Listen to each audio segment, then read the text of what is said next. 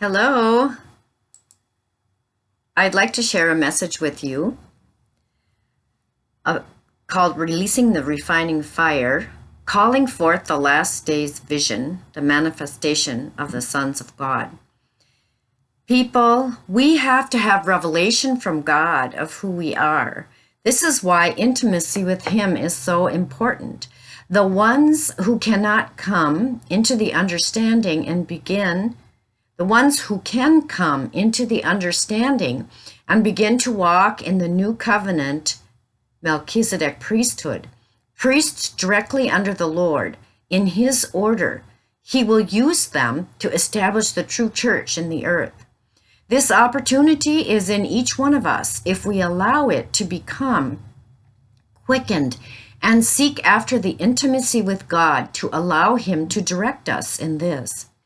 The Lord spoke to me about the Levitical priesthood as being changed. I consider this to be the old order or the denominational system of training up and acknowledging pastors and putting certain leaders higher in the church order.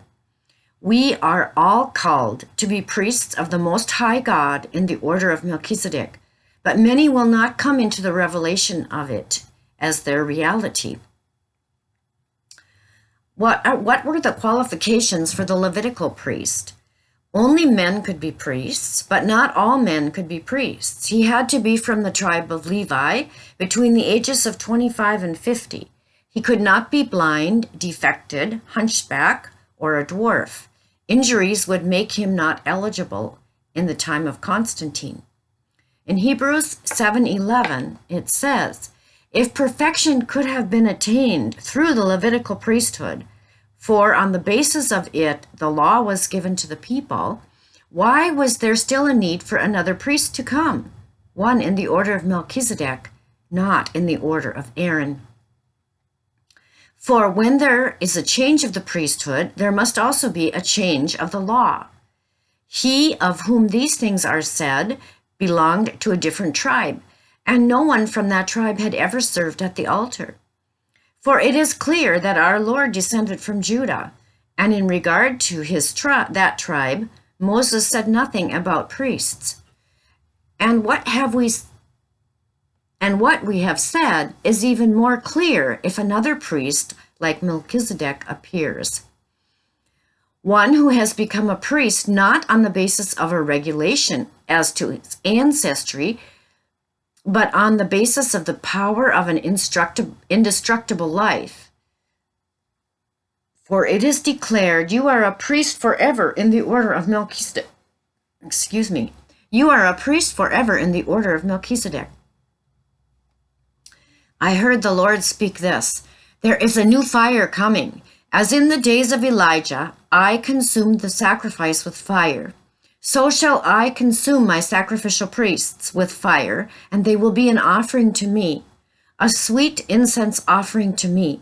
For I will purify them, I will remove the iniquity from them, and I will sanctify them for the work of service that I have called them to. I will purify, I will purify, I will purify. I believe that there are related scriptures that speak of the purification of the Levitical priesthood, which would make a way for this new order to come forth. So I'm using the Levitical priesthood as an analogy for the denominational priesthood. You know, a priest in the order of Baptist, a priest in the order of Methodist, a priest in the order of Catholic, a priest in the order of Lutheran. That's how things are and have been mostly. So in Malachi 3, verses 1 through 5, it says, God will sit as a refiner to purify the priests. Malachi, I'm going to read from there, says, see, I will send my messenger who will prepare the way before me.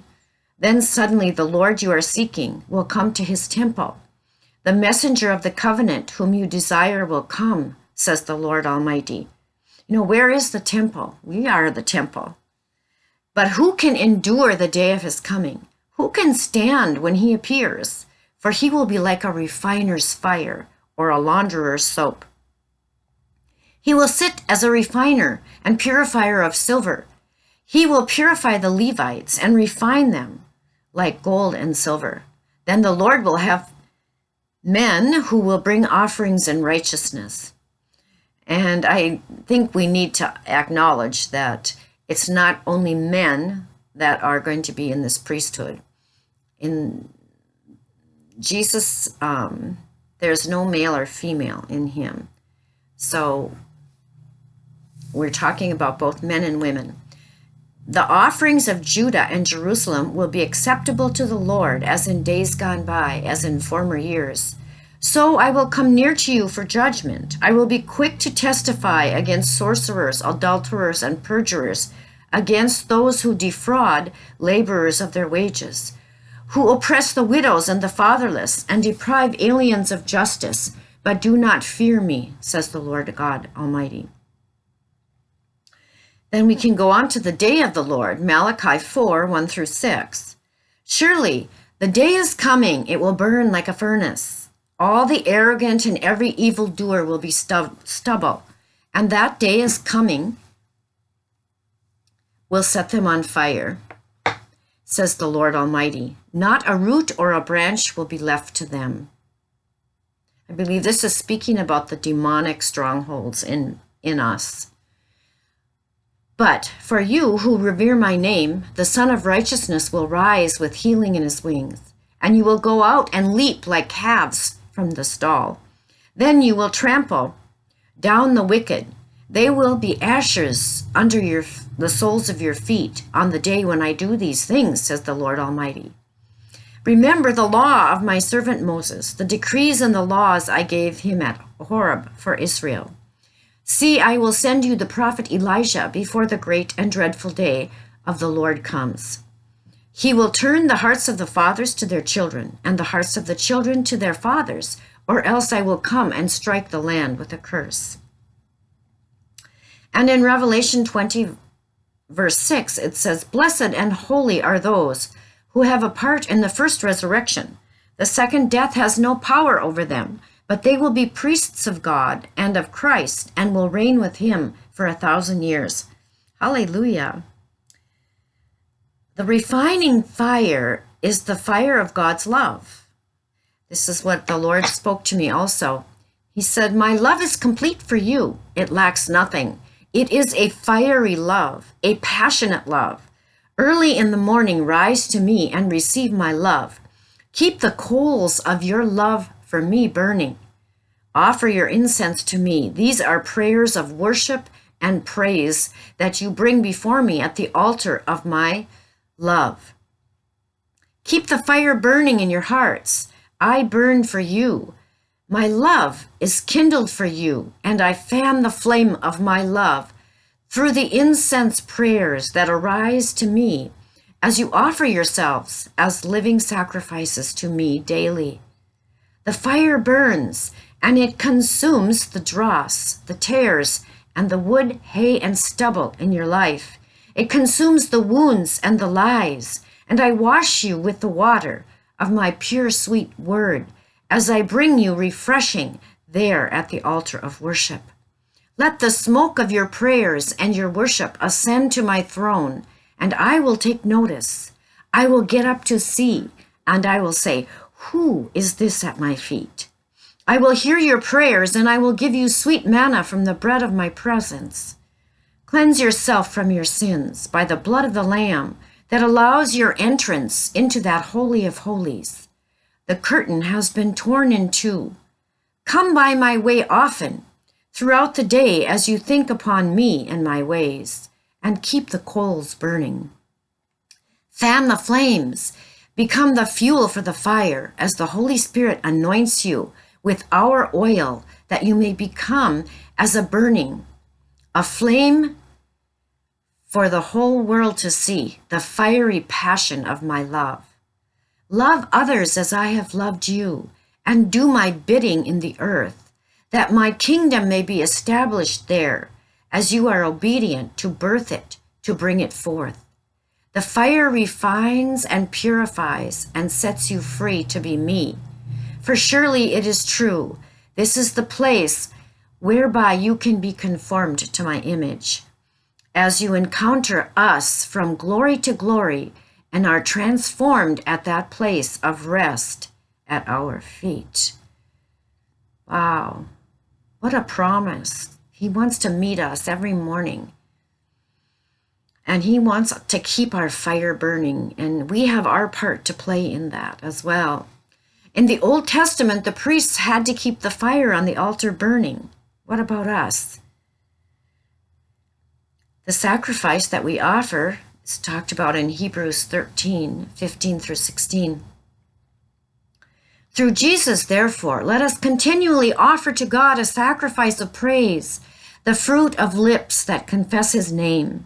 And do not forget to do good and to share with others, for with such sacrifices God is pleased. We no longer need to offer burnt offerings, as the Lord Jesus is our high priest, and he made the way for us to commune with the Father by dying for our sins and rising again to new life. This means many times throughout the day we should offer our sacrifices of praise and worship to God. This can start even before we rise in our beds, through dreams and remembering him when we wake up in the watches of the night. Do not let the flames go out, because the enemy prowls around like a roaring lion, seeking whom he may destroy.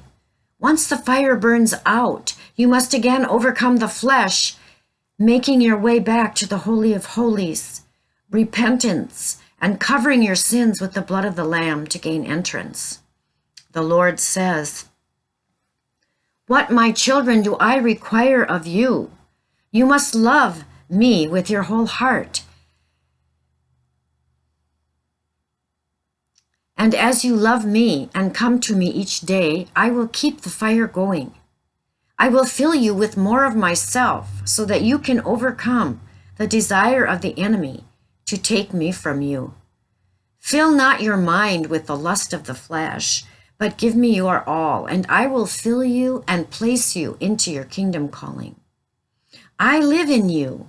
I live in those who choose me and my ways. All of my ways can be yours. You must contend and fight the enemy for all of me and my ways, because he doesn't want you to have any of it.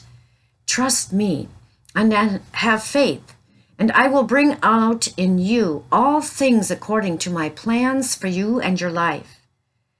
Do you not believe that you are a piece of the puzzle in the kingdom?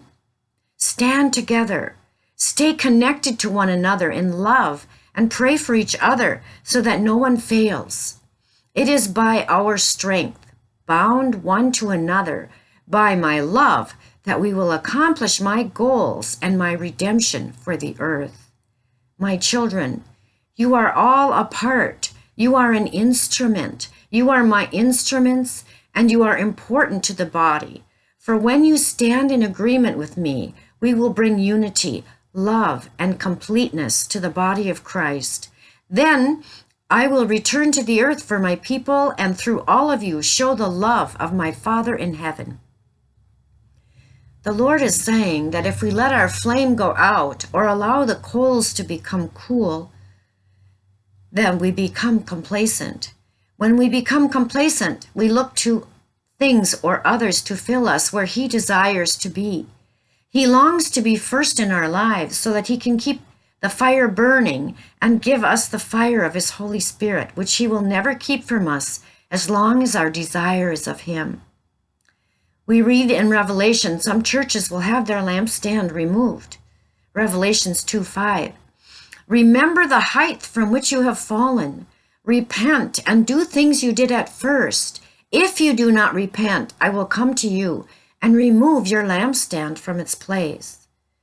The Lord brought me to Ezekiel 10:1-8, which appears to be related to churches having their lampstands removed, because it talks about the glory departing from the temple. This is where I am taking my church. I do not reside in a temple built with hands. Even David wanted to contain me, to confine me, but I am moving out of the temple and into the city, and the dispersing of the coals in the scripture, and the dispersing of the smoke that I asked you to do is prophetic of that which I am doing. I am moving out of the temples built with hands, and I am bringing my heavenly temple with me wherever I go. You can expect to find my temple and objects from my temple in your worship. Didn't I say to build the Old Testament temple after the temple I have in heaven? These were things that foreshadowed Christ.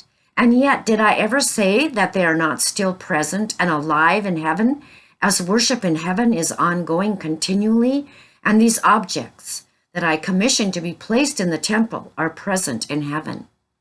The fire burns to ashes that which can be burned. That which remains is solid. My fire burns in you. Burn for me. Burn for me. Carry my torch, the torch of the gospel of Christ. For freedom, I have set you free. Live in me. Oh, Jesus. Oh, Jesus, let us burn for you. Fill us. Burn away the dross.